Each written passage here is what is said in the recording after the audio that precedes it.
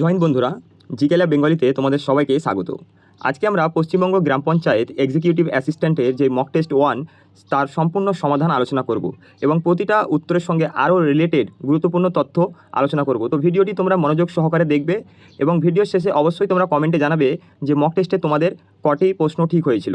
তো দেখো, তোমরা যারা যারা এই পশ্চিমবঙ্গ গ্রাম পঞ্চায়েত 2026-এর জন্য প্রস্তুতি নিচ্ছ এবং যারা মক টেস্ট দিতে ইচ্ছুক, তারা ডেসক্রিপশন বক্সে দেওয়া হোয়াটসঅ্যাপ গ্রুপের লিঙ্ক দেওয়া রয়েছে, সেখানে যুক্ত হয়ে যেও এবং আমরা প্রতি রবিবার সন্ধ্যা 6টার সময় ডেলি একটা করে মক টেস্ট নিচ্ছি। তো চলো আর দেরি না করে আজকের এই সমাধান পর্বটা শুরু করা যাক। তো দেখো, প্রথম প্রশ্নে কি বলছে যে choose the word which best express the meaning of the given word.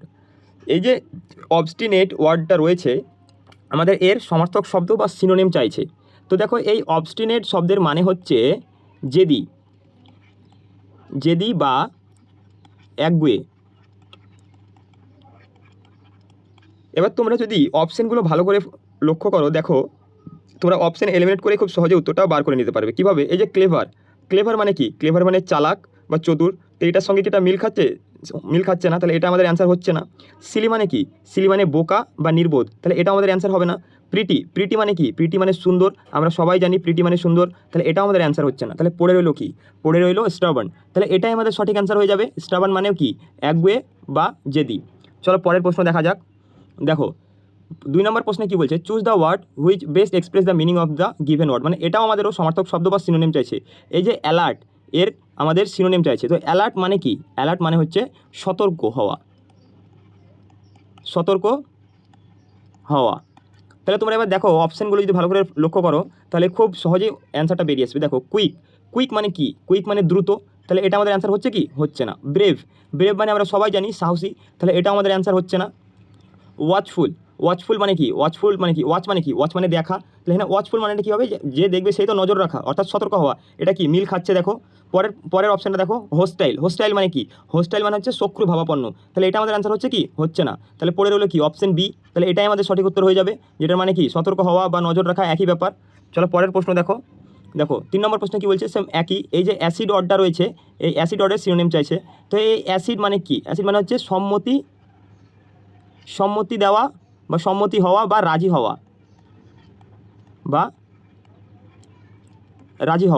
তাহলে এবার অপশানগুলো দেখো এখানে কি অপশান দিয়ে কি বলছে? প্রসিড মানে কি? প্রসিড মানে হচ্ছে এগিয়ে যাওয়া, তাহলে এটা আমাদের অ্যান্সার হচ্ছে কি? হচ্ছে না। দেখো অ্যাসেস মানে কি? অ্যাসেস মানে মূল্যায়ন করা, তাহলে এটাও আমাদের অ্যান্সার হচ্ছে না। অ্যাংরি মানে কি? অ্যাংরি মানে রাগ, আমরা সবাই জানি, তাহলে এটাও আমাদের অ্যান্সার হচ্ছে না। পড়ে রইলো কি? Option A consent. এটার মানে কি? এটার মানে সে সম্মতি বা রাজি হওয়া, তাহলে অপশান এ হয়ে যাচ্ছে আমাদের সঠিক উত্তর। দেখো তাহলে এই গ্রাম পঞ্চায়েত পরীক্ষায় 3টে আমাদের কি এসেছিলো? সিনোনিম বা সমার্থক শব্দ এসেছিলো। তাহলে আমাদের আগত যে পরীক্ষাটা রয়েছে 2026 সালে গ্রাম পঞ্চায়েত, সেই পরীক্ষার জন্য সিনোনিম থেকে প্রশ্ন আসছে। তো আমাদের ভালোভাবে খুঁটিয়ে এই সিনোনিমগুলো মুখস্থ করতে হবে, মুখস্থ করতে হবে। তো চলো পরের প্রশ্ন দেখা যাক। দেখো এবার কি বলছে 4 নম্বর প্রশ্নে? Change the given sentence from active into passive. অর্থাৎ এই যে সেন্টেন্সটা রয়েছে সীতা লাভ সাবিত্রী, এই সেন্টেন্সটাকে আমাদের কী করতে হবে? প্যাসিভে নিয়ে যেতে হবে। এটা অ্যাক্টিভে আছে। তো দেখো এটা কিসে আছে? এটা হচ্ছে প্রেজেন্ট ইনডিফিনাইট টেন্সে আছে। এটা আমাদের জানতে হবে। কোনো সেন্টেন্সকে অ্যাক্টিভ থেকে প্যাসিভে যদি নিয়ে যেতে হয়, তাহলে আমাদের সেই সেন্টেন্সটা কোন টেন্সে আছে আগে জানতে হবে। তো এটা আছে কি? প্রেজেন্ট ইনডিফিনাইট টেন্সে। এটা কী করে বুঝলাম? দেখো প্রেজেন্ট ইনডিফিনাইট টেন্সের নিয়ম কি জানো? সাবজেক্ট প্লাস ভার্বের সঙ্গে এস বা ইএস যুক্ত থাকবে প্লাস অবজেক্ট। তো তুমি ভালো করে দেখো, এই সাবজেক্ট কোনটা? সীতা। দেখো লাভটা কি? লাভটা হচ্ছে ভার্ব। আর এই যে দেখো কী আছে? এখানে এস যুক্ত রয়েছে, অর্থাৎ দেখো আমি কি বললাম? ভার্বের সঙ্গে এস বা ইএস যুক্ত থাকবে প্লাস অবজেক্ট কোনটা? সাবিত্রী। তাহলে এটা কি? Present indefinite tense. তাহলে এই যে প্রেজেন্ট ইনডিফিনাইট টেন্স, এটাকে যদি আমরা প্যাসিভে নিয়ে যাই, তাহলে কেমন হবে? এখানে কী হবে? অবজেক্ট, এই অবজেক্টটা প্রথমে বসবে, অবজেক্ট প্লাস কী হবে? অ্যাম, ইজ, আর, তারপরে কি হবে? প্লাস এই যে ভার্বটা রয়েছে, এই ভার্বটা থার্ড ফর্ম হয়ে যাবে, ভার্বের 3 নম্বর ফর্ম বসবে। তারপর কি বসবে? বাই, তারপর সাবজেক্ট। মানে এরকম যদি স্ট্রাকচার থাকে প্রেজেন্ট ইনডিফিনাইট টেন্সে, তাহলে আমাদেরকে প্যাসিভে করতে গেলে এই স্ট্রাকচারটা ফলো করতে হবে। তাহলে এখানে দেখো সাবিত্রী তো অবজেক্ট, তাই তো? তাহলে এই অবজেক্ট প্রথমে বসবে। দেখো 4টে অপশানে সাবিত্রী প্রথমে বসেছে, তাহলে আমরা একটাও এখান থেকে এলিমিনেট করতে পারছি না। তারপরে দেখো এই সাবিত্রীটা কি বলো দিনি? এটা তো সিঙ্গুলার পারসন, তাহলে দেখো এখানে ইজ আছে। দেখো এটাতে ইজ বসেনি, তাহলে কি? এটা আমাদের অ্যান্সার হচ্ছে না, এটা আমরা প্রথমেই কেটে দিতে পারছি। এবার 3টেতে ইজ আছে, ঠিক আছে। আমরা কি বলেছিলাম? অ্যাম ইজ এর মধ্যে যে কোনো একটা বসবে, এখানে ইজ বসেছে 3টেতেই, ঠিক আছে। তারপরে কি বলেছিলাম ভার্বের 3 নম্বর ফর্ম বসবে। দেখো তিনটেতেই ভার্বের 3 নম্বর ফর্ম আছে, তাহলে এটাও আমরা এখনও কাটতে পারছি না তিনটের মধ্যে একটাও। তারপরে কি বলেছিলাম বাই বসবে। দেখো এটাতে কি আছে টু আছে, তাহলে এটা আমরা কেটে দিতে পারছি। এটাতে কি আছে অ্যাজ আছে, তাহলে এটাও কেটে দিতে পারছি। তাহলে পড়ে রইলো কি অপশন বি। দেখো এখানে বাই সীতা, তাহলে এটাই আমাদের অ্যান্সার হচ্ছে। চলো পরের প্রশ্নে যাওয়া যাক। দেখো 5 নম্বর প্রশ্নে কি বলছে, change the given sentence from active into passive. তো এটাকেও আমাদের ভয়েস চেঞ্জ করতে হবে, অর্থাৎ প্যাসিভে নিয়ে যেতে হবে। এই যে সেন্টেন্সটা রয়েছে the mason is building the wall, এটা কোন টেন্সে রয়েছে? এটা রয়েছে প্রেজেন্ট কন্টিনিউয়াস টেন্সে রয়েছে। কি করে বুঝলাম? দেখবে প্রেজেন্ট কন্টিনিউয়াস টেন্স সবসময় কেমন হয়, সাবজেক্ট বসে, তারপরে এম ইজ আর প্লাস ভার্বের সঙ্গে আইএনজি থাকবে প্লাস অবজেক্ট। তো দেখো সাবজেক্ট কোনটা? The mason. দেখো তারপরে কী বললাম, অ্যাম ইজ আরের মধ্যে যখন অ্যাক্টিভ বসবে দেখো ইজ আছে। দেখো ভার্ব কোনটা? বিল্ড। তাহলে বিল্ড যদি ভার্ব হয়, দেখো ভার্বের সঙ্গে কী আছে? আইএনজি আছে। এখানে অবজেক্ট কোনটা? দ্য ওয়াল হচ্ছে অবজেক্ট। এবার এটাকে যদি আমরা প্যাসিভে নিয়ে যাই তো কেমন দাঁড়াবে স্ট্রাকচারটা? অবজেক্টটা প্রথমে চলে আসবে, তাহলে object plus am is are plus being plus ভার্বের 3 number form plus by plus subject. তো দেখো এখানে যদি আমরা এবার এই স্ট্রাকচারে যদি সেন্টেন্সটা ফলো করি তাহলে পাবো কি? দেখো এখানে কি এই যে দ্য ওয়াল, এটা কি? এটা তো অবজেক্ট। দেখো অবজেক্ট প্রথমে আছে, দেখো 4টে অপশানে অবজেক্ট প্রথমে আছে দ্য ওয়াল। তারপরে কি বসবে? অ্যাম ইজ আর যে কোনো একটা বসবে, ঠিক আছে। দেখো ইজ আছে, তিনটেতেই ইজ আছে, কিন্তু দেখো এটাতে ইজ নেই, তাহলে কি এটা আমরা এখনই কেটে দিতে পারছি। তারপরে দেখো তারপরে কি বলেছিলাম, অ্যাম ইজ আরের পরে কি বসবে? বিং বসবে। এখানে দেখো বিং আছে, এটাতে বিল্ট আছে, এখানে বিং নেই, তাহলে এটা আমাদের এটাও কেটে দিতে পারছি, এটা অ্যান্সার হচ্ছে না। এবার দেখো দুটোতেই বিং আছে, ঠিক আছে। তারপরে কী হবে? ভার্বের 3 নম্বর ফর্ম, তাহলে ভার্বের 3 নম্বর ফর্ম দেখো এটাতেও আছে বিল্ড। তারপরে দেখো বাই বসবে বলেছিলাম, হ্যাঁ এটাতেও বাই আছে, এটাতেও বাই আছে, কিন্তু দেখো প্রশ্নে কী ছিল? দ্য মেশন ছিল, এখানে কি আছে? শুধু মেশন, দাটা উড়ে গেছে, তাহলে এটা আমাদের অ্যান্সার হচ্ছে না। তাহলে অ্যান্সার কী রইলো? অপশন ডি হয়ে যাচ্ছে আমাদের সঠিক অ্যান্সার। চলো এবার দেখো 6 নম্বর প্রশ্ন। 6 নম্বর প্রশ্নে কী বলছে? Choose the word which is opposite in meaning to the given word. এই যে অমিট ওয়ার্ডটা রয়েছে, এই ওয়ার্ডের আমাদের বিপরীত শব্দ অর্থাৎ অ্যান্টিনিম চেয়েছে। তো অমিট মানে কি? অমিট মানে আমাদের জানতে হবে, অমিট মানে হচ্ছে বাদ দেওয়া। এবার এর বিপরীত শব্দ কী হবে? যুক্ত করা হবে। এবার দেখো এই যে এক্সক্লুড রয়েছে, এই এক্সক্লুড মানে কি? এই এক্সক্লুড মানে হচ্ছে বাদ দেওয়া, এই একই, তাহলে এটা হবে না আমাদের উত্তর, আমাদের তো বিপরীত চেয়েছে। এবার এখানে দেখো আন্ডারটেক, এই আন্ডারটেক মানে কি? আন্ডারটেক মানে হচ্ছে কোনো কিছু দায়িত্ব নেওয়া, তাহলে এটাও আমাদের অ্যান্সার হচ্ছে না। এবার পড়ে রইলো দুটো, এই দুটোতে তোমাদের কনফিউজ হয়ে যেতে পারো। দেখো কেন? কারণ এই ইনক্লুড মানেও কি? যুক্ত করা, আমরা জানি। আর এই অ্যাড মানেও কি? আমরা জানি, যুক্ত করা। কিন্তু ব্যাপারটা হচ্ছে এই যে ইনক্লুড, প্রথমে অমিটটা বলি, এই অমিট বাদ দেওয়া, এটা কোথা থেকে বাদ দেওয়ার কথা বলছে? কোনো সিস্টেম থেকে বা কোনো লিস্ট থেকে। আমরা যেমন বলি শিক্ষক আমার নাম তালিকা থেকে বাদ দিল, ঠিক আছে, বা আমরা এখানে বলতে পারি যে যুক্ত করলো, তখন এই অমিট আর এই ইনক্লুড ব্যবহৃত হয়। কিন্তু এই যে অ্যাড, এই অ্যাড সাধারণত অঙ্কের যোগ বিয়োগের ক্ষেত্রে ব্যবহৃত হয়। তাহলে এখানে সঠিক যে বিপরীত শব্দ সেটা এই ইনক্লুড হবে, এই অ্যাড হবে না, কারণ অ্যাড সাধারণত ব্যবহৃত হয় কোনো সিস্টেম বা লিস্টের জন্য নয়, অ্যাড ব্যবহৃত হয় অঙ্কের যোগ বিয়োগের জন্য। তো এই অ্যাডটা হচ্ছে আলাদা, মানে যখন 1 + 1 আমরা বলি না, তখন অ্যাড ব্যবহৃত হয়। কিন্তু এই যে অমিট আর ইনক্লুড, এই দুটো ব্যবহৃত হয় সাধারণত কোনো সিস্টেম থেকে কারো নাম বাদ দেওয়া বা কোনো তালিকা থেকে কারো নাম বাদ দেওয়া। সেজন্য আমাদের এখানে সঠিক অ্যান্সার কিন্তু ইনক্লুড হবে, ঠিক আছে, ইনক্লুড হবে, অ্যাড হবে না। তো আশা করি তোমরা এটা বুঝতে পেরেছো। তো চলো পরের প্রশ্ন দেখা যাক। দেখো 7 নম্বর প্রশ্নে কি বলছে? Choose the word which is opposite in meaning to the given. অর্থাৎ এটারও আমাদের কী চেয়েছে? অ্যান্টিনিম চেয়েছে বা বিপরীত শব্দ। তাহলে এই যে শব্দ ইন্টিগ্রেশন, এই ইন্টিগ্রেশন মানেটা কি? এই ইন্টিগ্রেশন মানেটা হচ্ছে যে একত্রিত করা, ঐক্য বা একত্রিত করা, মানে একত্রিত করা, ঠিক আছে। এবার এর বিপরীত শব্দটা কী হবে? এর বিপরীত শব্দটা অবশ্যই আলাদা করা হবে। তাহলে তুমি যদি এখানে দেখো ইউনিটি মানে কি? ইউনিটি মানে তো ঐক্য, মানে এটা সমার্থক শব্দ হয়ে যাচ্ছে, তাহলে এটা কি আমাদের অ্যান্সার হবে? অ্যান্সার হবে না। তারপরে এটা দেখো সিনথেসিস, এই সিনথেসিস মানে কি? সিনথেসিস মানে হচ্ছে সমন্বয়, তাহলে এটাও তো আমাদের হচ্ছে না, এটা তো সমার্থক শব্দই হয়ে যাচ্ছে সিনথেসিস। তারপরে এই যে ইন্টিগ্রেশন, এরা সবই তো একই বোঝাচ্ছে, ইউনিটি, তাহলে এটাও আমাদের অ্যান্সার হচ্ছে না। তারপরে এটা কী বলছে দেখো, তারপরে বলছে লিঙ্কিং মানে কি? লিঙ্কিং মানে হচ্ছে যুক্ত করা, আমরা জানি, তাহলে লিঙ্কিং কি অ্যান্সার হবে? একত্রিত করা আর যুক্ত করা, এটাও হচ্ছে না। তাহলে পড়ে রইলো কি? ফ্র্যাগমেন্টেশন। এই ফ্র্যাগমেন্টেশন মানে কী হবে? ফ্র্যাগমেন্টেশন মানে হচ্ছে টুকরো করা বা ভেঙে ফেলা, তাহলে এটাই আমাদের সঠিক উত্তর হয়ে যাচ্ছে ফ্র্যাগমেন্টেশন, যার মানে টুকরো করা বা ভেঙে ফেলা। চলো পরের প্রশ্ন। 8 নম্বর প্রশ্ন দেখো, 8 নম্বর প্রশ্নে কী বলছে? যে put comma at appropriate place, অর্থাৎ আমাদের এখানে যে 4টে সেন্টেন্স দেওয়া রয়েছে, এই 4টে সেন্টেন্সের মধ্যে একটা সেন্টেন্সে কমা ঠিকঠাক জায়গায় ব্যবহৃত হয়েছে, আর বাকি 3টে সেন্টেন্সে ভুলভাল জায়গাতে কমা দেওয়া রয়েছে। তো আমাদের সেটাই চেয়েছে যে কোন সেন্টেন্সে সঠিক জায়গায় কমা রয়েছে।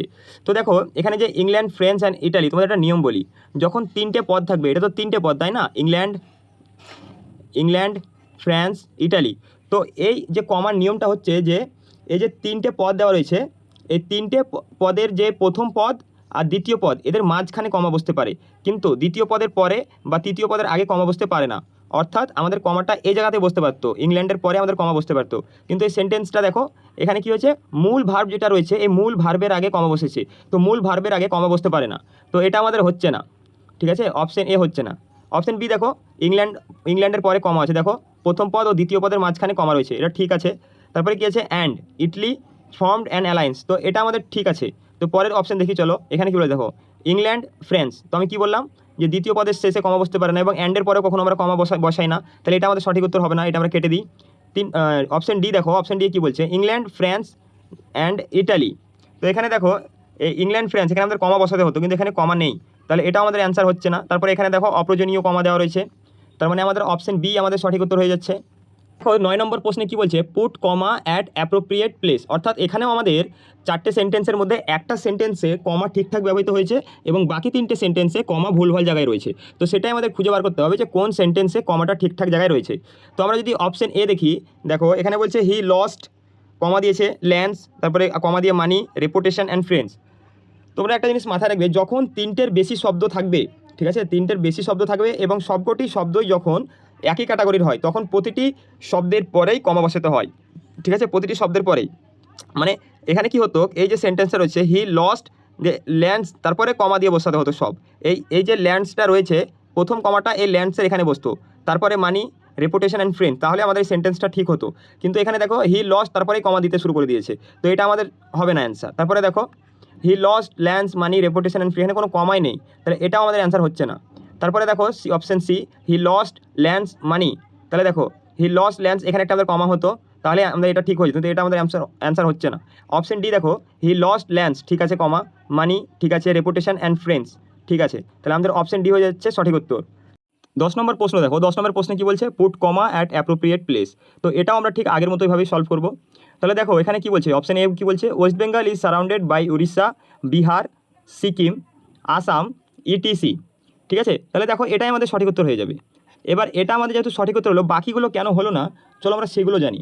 দেখো এই যে অপশন বি, এই অপশন বি দেখো, West Bengal is surrounded by Orissa, Bihar, এখানে দেখো উড়িষ্যা রয়েছে, বিহার একসাথেই রয়েছে, ঠিক আছে, তারপরে দেখো সিকিম। তো এই যে এখানেও কমা বসতো, ঠিক আছে, এখানেও কমা থাকতে হতো, এখানেও থাকতে হতো, কিন্তু এখানে এরা কী করেছে, সাবজেক্ট যেটা রয়েছে ওয়েস্ট বেঙ্গলটাই তো ঘেরা আছে না উড়িষ্যা, বিহার, সিকিম দ্বারা, আসাম দ্বারা, তো এখানে দেখো সাবজেক্টের পরে কমা দিয়েছে, সেজন্য আমাদের এটা হবে না। আর যেখানে আমাদের কমার প্রয়োজন ছিল সেখানে কমা নেই, তাহলে এই অপশানটা আমাদের হচ্ছে না। অপশন সি দেখো, ওয়েস্ট বেঙ্গল ইজের পরে কি কখনো কমা হয় না, তাহলে এটা আমাদের কী করে অ্যান্সার হতে পারে, এটাও হবে না অ্যান্সার। অপশন ডি দেখো, ওয়েস্ট বেঙ্গল ইজ সারাউন্ডেড বাইয়ের পরেও কমা হয় না কোনো দিনও, এবং দেখো ইটিসির পর যে কমাটা দিয়েছে, এই ইটিসির পরও কমা হয় না, ইটিসির পর কখনোই কমা বসতে পারে না, এটা মাথায় রাখবে, তাহলে এটাও আমাদের অ্যান্সার হচ্ছে না। তাহলে আমাদের অপশান কী হয়ে গেল, অপশন এ হয়ে গেল আমাদের সঠিক অ্যান্সার। 11 নম্বর প্রশ্নে কি বলছে দেখো, 4 words are given out of which only 1 word is spelled correctly, choose the correctly spelled word, অর্থাৎ এই যে 4টে ওয়ার্ড দেওয়া রয়েছে, এই 4টে ওয়ার্ডের মধ্যে 3টে ওয়ার্ডের স্পেলিং ভুল রয়েছে এবং একটা ওয়ার্ডের স্পেলিং ঠিক রয়েছে, তো সেই কোন ওয়ার্ডটার স্পেলিং ঠিক রয়েছে সেটাই আমাদের এখান থেকে নির্বাচন করতে বলা হয়েছে। তো দেখো প্রথম অপশন এ যদি দেখি আমরা, এক্সিকিউশন মানে কি, এক্সিকিউশন মানে হচ্ছে সম্পাদন করা, তাহলে এই এক্সিকিউশন বানানটা কেমন হতো, EXECUTION, তাহলে এটা আমাদের ঠিক হতো। দেখো এখানে কিন্তু এক্সের পর ই নেই, কিন্তু আমাদের এক্সের পর ই হতো, এখানে এই ইটা এখানে বাদ গেছে, তাই আমাদের এই অ্যান্সারটা অর্থাৎ অপশন এ ঠিক হচ্ছে না। অপশন বি দেখো, অপশন বি কী বলছে, এক্সাইটমেন্ট মানে কি আমরা জানি, এক্সাইটমেন্ট মানে হচ্ছে উত্তেজনা, তো এই এক্সাইটমেন্ট বানানটা দেখো কেমন হতো, এক্সাইটমেন্ট বানানটা হতো EXECITEMENT,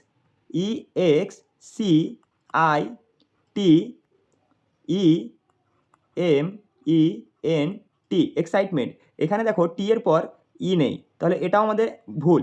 অপশন সি যদি দেখি আমরা, দেখো অপশন সি কী বলছে, অপশন সি বলছে এক্সপেডিশন, এই এক্সপেডিশন মানে কি, এই এক্সপেডিশন মানে হচ্ছে অভিযান, যান। ঠিক আছে, তো এটা আমাদের ঠিক স্পেলিংটা ঠিকঠাক লাগছে। চলো অপশন ডিটা আগে দেখি। অপশন ডি কি বলছে? এক্সট্রাকশন। এক্সট্রাকশন মানে কি?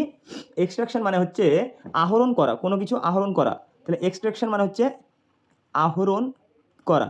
এই এক্সট্রাকশনটা দেখো এখানে এই বানানটাও আমাদের ভুল রয়েছে। কেন? কারণ এই যে এক্সট্রাকশন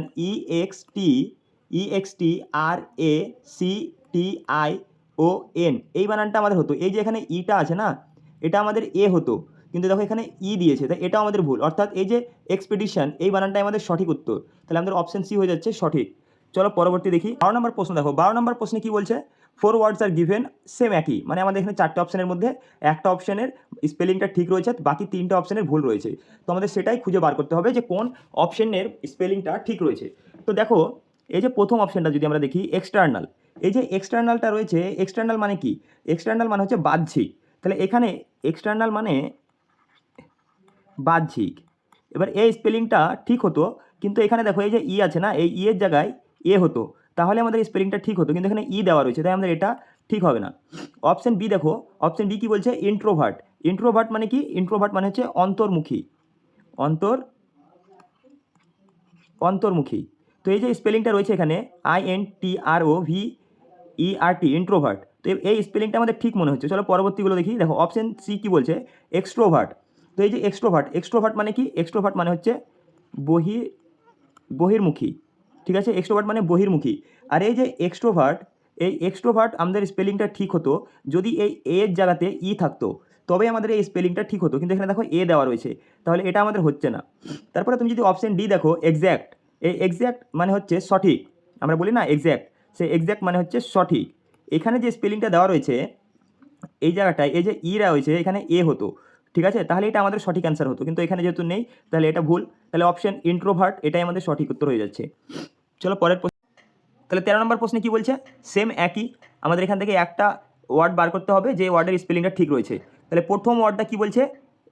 প্রথম ওয়ার্ডটা বলছে এন্টায়ারটি। এন্টায়ারটি মানে কি? এন্টায়ারটি মানে হচ্ছে সমগ্রতা। সমগ্রতা। কিন্তু দেখো এই এন্টায়ারটি স্পেলিংয়ে এই যে আর আছে না, এই আর, এই আর এর পরে কিন্তু আমাদের এখানে একটা ই দিতে হতো, ই থাকতে হতো, তাহলে স্পেলিংটা ঠিক হতো, তাহলে এটা ভুল। তারপরে এই যে অপশন বি দিয়েছে গ্রেসাস, এই গ্রেসাস মানে কি বলতো? এই গ্রেসাস মানে হচ্ছে দয়ালু। এই গ্রেসাস মানে দয়ালু, কিন্তু এই যে টি রয়েছে না, এখানে টি হতো না, সি হতো, তাহলে গ্রেসাস স্পেলিংটা কি হয়? GRACIOUS, তাহলে আমাদের স্পেলিংটা ঠিক হতো, তাহলে এটা কি ভুল? এটা হচ্ছে না। এটাও যখন হচ্ছে না, তাহলে অপশন সি কি বলছে? ডিসান। ডিসান মানে কি? ডিসান মানে হচ্ছে পার্থক্য করা, পার্থক্য করা। ঠিক আছে, তাহলে এই স্পেলিংটা দেখো DISCERN, ডিসান, তাহলে এটা আমাদের সঠিক মনে হচ্ছে। তাহলে এক কাজ করি, চলো অপশন ডিটা দেখি। দেখো অপশন ডি কি বলছে? অপশন ডি বলছে কন্টেস্ট্যান্ট। কন্টেস্ট্যান্ট বা স্পেলিংটা দেখো, কন্টেস্ট্যান্ট মানে সবাই জানো তোমরা নিশ্চয়, কন্টেস্ট্যান্ট মানে হচ্ছে প্রতিযোগী। ঠিক আছে, কন্টেস্ট্যান্ট মানে এটা লিখে দিই, কন্টেস্ট্যান্ট মানে হচ্ছে প্রতিযোগী। প্রতিযোগী। এখানে যে স্পেলিংটা দেখতে পাচ্ছি আমরা, এই যে CON, CON এত দুটো ঠিক আছে, TCONTES আর ই, এই যে ই আছে না, এই ইটা হবে না, এখানে এ হতো, তাহলে আমাদের স্পেলিংটা ঠিক হতো, তাহলে এটাও ভুল, অর্থাৎ আমাদের অপশন সি হয়ে যাচ্ছে সঠিক। চলো পরবর্তী। 14 নম্বর প্রশ্নে কি বলছে? সেম একই, এই 4টে অপশনের মধ্যে আমাদের একটা স্পেলিং ঠিক রয়েছে, সেটাই বার করতে বলা রয়েছে। তাহলে প্রথম অপশন কি দিয়েছে? সিনারি। সিনারি মানে কি? সিনারি মানে হচ্ছে দৃশ্যপট। দৃশ্য দৃশ্যপট। তাহলে এখানে যে এটা রয়েছে না, এখানে যদি ই থাকতো তাহলে এই স্পেলিংটা আমাদের ঠিক হতো, অতএব এটা আমাদের ভুল, ভুল স্পেলিং দেওয়া রয়েছে। তারপরে দেখো অপশন বি কি দিয়েছে? গ্রানারি। গ্রানারি মানে আমরা সবাই জানি কি? শস্য ভাণ্ডার। গ্রানারি মানে শস্য ভাণ্ডার, কিন্তু এখানে দেখো গ্রানারির এখানে যে ই রয়েছে না, এটা ই হতো না, এ হতো, তাহলে আমাদের এটা সঠিক হয়ে যেত, তাহলে এটাও ভুল আনসার। এই লুমিনারি, লুমিনারি মানে কি? বিশিষ্ট ব্যক্তি, মানে বিশিষ্ট ব্যক্তিদের লুমিনারি বলা হয়, বিশিষ্ট ব্যক্তি। এখানে দেখো এই যে ই রয়েছে না, এই ই এর জায়গায় এখানে এথ হতো, তাহলে এই অপশনটা আমাদের ঠিক হতো, তাহলে এটা আমাদের ভুল। তারপর অপশন ডি দেখো ভিজনারি, এটাই তাহলে সঠিক অ্যান্সার হয়ে যাবে। তাহলে ভিজনারি মানে কি?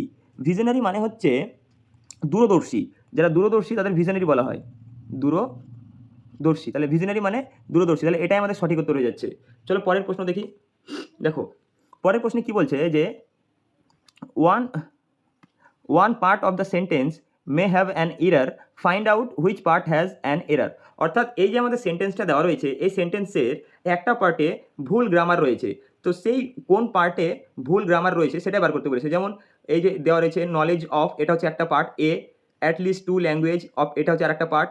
আর required to pass the examination, এটা হচ্ছে আরেকটা পার্ট। আর নো এরার, এটা একটা পার্ট। তো এই যে 4টে পার্ট রয়েছে, এই 4টে পার্টের মধ্যে কোথায় আমাদের ভুল রয়েছে সেটা বার করতে বলেছে।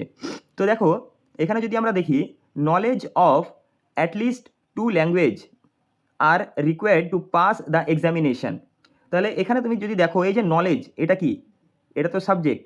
তো এটা কি? এটা হচ্ছে আনকাউন্টেবল নাউন। আমরা কি নাউনকে গুনতে পারি? গুনতে পারি না। তাহলে যেহেতু আমরা গুনতে পারি না, এবং তাই আমরা এই নলেজটা কি এক বচন, এটা তো প্লুরাল না, এটা তো সিঙ্গুলার। তাহলে এই যেহেতু এটা সিঙ্গুলার, তাহলে এখানে আর, এই যে এটা রয়েছে আর, এখানে আর হতো না, কি হতো? এখানে ইজ হতো, ইজ রিকোয়ার্ড হতো। তাহলে আমরা কি দেখতে পাচ্ছি? এই যে পার্ট সি রয়েছে, আর required to pass the examinations, এই পার্ট সিটা আমাদের ভুল রয়েছে। তাহলে আমাদের এটা হয়ে যাচ্ছে সঠিক অ্যান্সার। 16 নম্বরে কী বলছে? আগের মতোই এই সেন্টেন্সের মধ্যে কোন পার্টে ভুল গ্রামার ব্যবহৃত হয়েছে সেটাই বার করতে বলেছে। তাহলে দেখো, no sooner had the hockey match started when it began. তো দেখো এখানে একটা তোমরা রুলস মনে রাখবে, এই যে নো সুনার দেওয়া রয়েছে, এই যে নো সুনার রয়েছে, এই নো সুনারের পর, এই নো সুনারের পরে সব সময় কি বসে? মনে রাখবে, সব সময় দ্যান বসে, THAN, দ্যান, এই দ্যান বসে। তো তুমি যদি এই সেন্টেন্সটা ভালোভাবে লক্ষ্য রাখো, এখানে no sooner had the hockey match started when, এই হোয়েনটা হবে না, ঠিক আছে? এই হোয়েনের জায়গায় দ্যান হতো, এই হোয়েনের জায়গায় দ্যান হতো। অর্থাৎ আমাদের এই পার্টটাই ভুল, পার্ট নম্বর বি। তাহলে অপশন বি হয়ে যাবে আমাদের সঠিক উত্তর, পার্ট বি এ যেহেতু ভুল রয়েছে। দেখো এই 17 নম্বর প্রশ্নে কি বলছে, এটাও সেম আগের মতো, এই সেন্টেন্সে এক জায়গায় ভুল রয়েছে, সেই ভুলটা কোন পার্টে রয়েছে সেটাই বার করতে হবে। এখানে কি বলছে? Gauri Gauri told me his name after he left.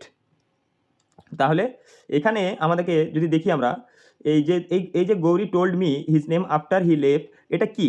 এটা এখানে দুটি ঘটনা রয়েছে। একটি রয়েছে সে চলে গেল, তারপর গৌরী তার নাম তাকে বলল, ঠিক আছে? তো এখানে আমরা কি দেখতে পাচ্ছি? এই দুটো যে ঘটনা ঘটেছে, একটা তার চলে যাওয়া আর একটা তার নাম বলা, এই দুটোই পাস্টে ঘটেছে। দেখো, Gauri told me his name after he left, দেখো এই যে আমরা দেখতে পাচ্ছি, এখানে বুঝতে পারছি যে দুটোই কি অতীতের ঘটনা। তো আমরা কি জানি, যখন দুটো অতীতের ঘটনা হয়, ঠিক আছে, তখন যেটা আগে ঘটে, যেটা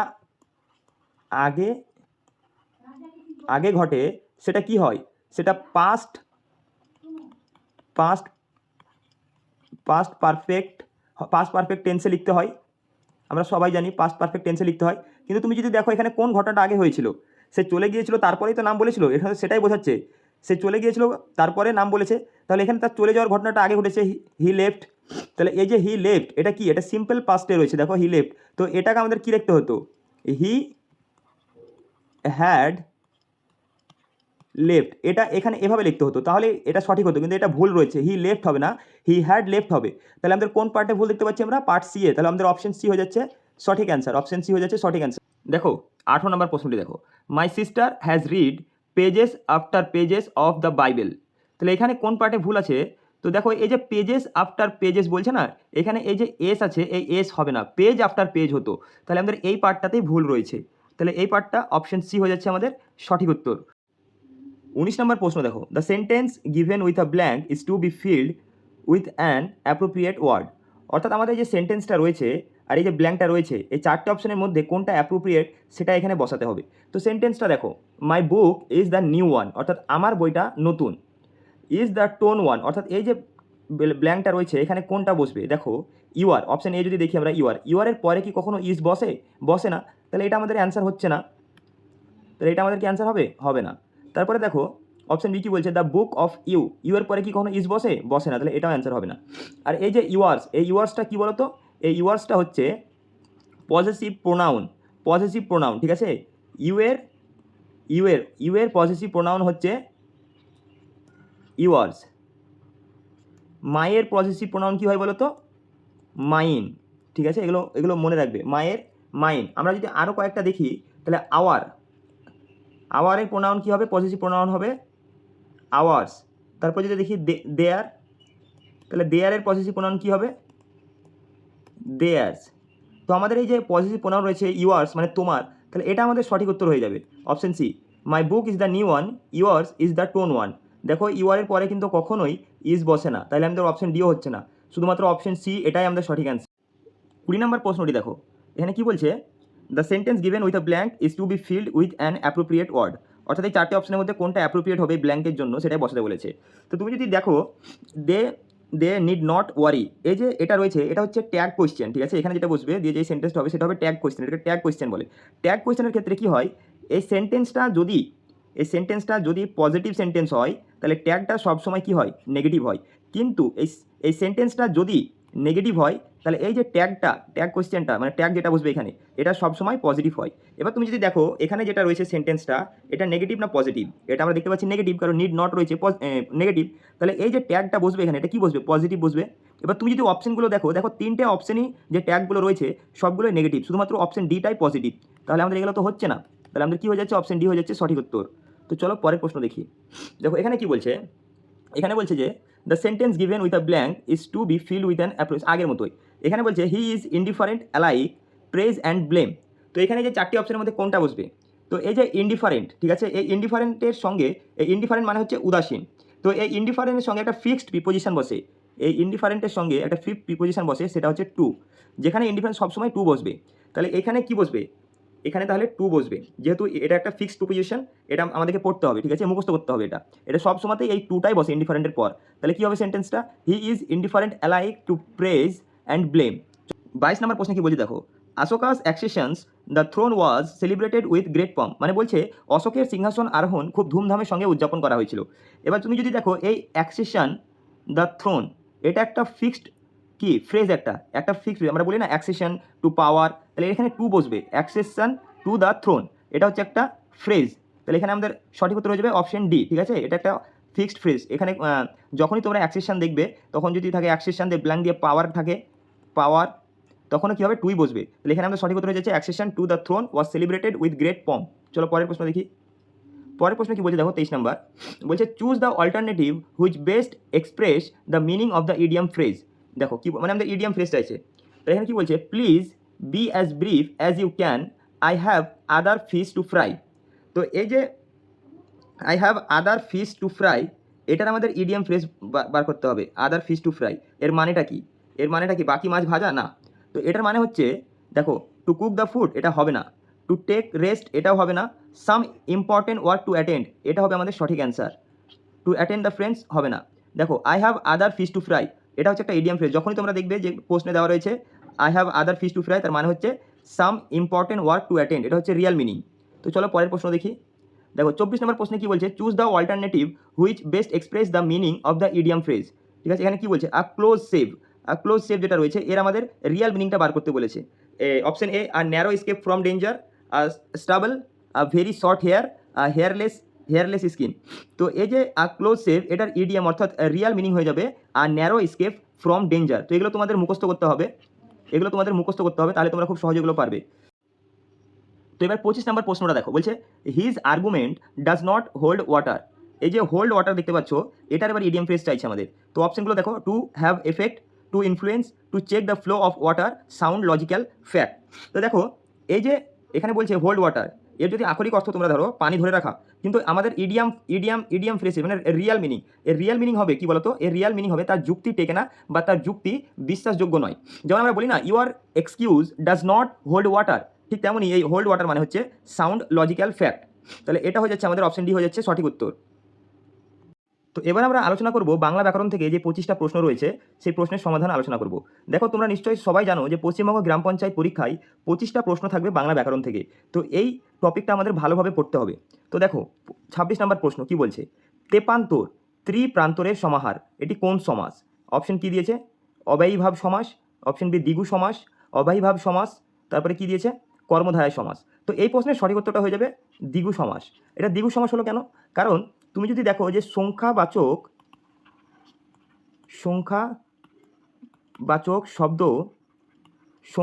শব্দ পূর্বপদ হয়ে সমাহার অর্থ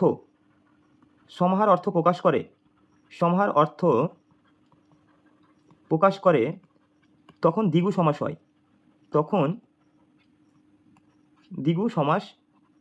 হয়, সংখ্যাবাচক শব্দ বলতে এই দেখো এখানে এই ত্রি মানে কি, এই ত্রি মানে তো তিন, দেখো এটা আগে বসেছে কোথায়, এটা পূর্বপদ, তাহলে দেখো ত্রিপ্রান্তরের সমাহার, দেখো সংখ্যাবাচক শব্দ পূর্বপদ হয়ে সমাহার অর্থ প্রকাশ করছে এখানে, তাই এটা দ্বিগু সমাস। চলো পরের প্রশ্ন দেখি। দেখো পরের প্রশ্নে কি বলছে, আবার সমাস নির্ণয় করতে বলছে। চালাক চতুর, যে চালাক সেই চতুর কোন সমাস? তো এই প্রশ্নের সঠিক উত্তরটি হবে কি বলতো, এটা হবে কর্মধারায় সমাস। এটা কেন কর্মধারায় সমাস হচ্ছে, দেখো এখানে কিন্তু এখানে এখানে যে চালাক সেই কিন্তু চতুর, সেই চতুর মানে একই ব্যক্তির বিশেষণ বুঝিয়েছে। তো যখন তোমরা দেখবে যে একই ব্যক্তির দুটি গুণ অর্থাৎ বিশেষণ বুঝিয়েছে, তখন সেটা কর্মধারায় সমাস হয়। চলো পরের প্রশ্ন দেখি। পরের প্রশ্ন কি বলছে, দেখো আবার সমাস নির্ণয় করতে বলেছে। কি বলেছে, যে অন্ত্যেষ্টি ক্রিয়া, যে কি বলেছে অন্ত্যেষ্টি বিষয়ক ক্রিয়া, এটা কোন সমাস? তো এর সঠিক উত্তরটা কি হবে, মধ্যপদলোপী কর্মধারায় সমাস। এই মধ্যপদলোপী কর্মধারায় সমাস কেন হচ্ছে, দেখো এই যে বিষয়ক, এই যে মধ্যপদটা ছিল, দেখো এটা এখানে দেখো লোপ পেয়েছে। দেখো এখানে কিন্তু কি হয়েছে, অন্ত্যেষ্টি ক্রিয়া রয়েছে, এই বিষয়ক মধ্যপদটা লোপ পেয়েছে।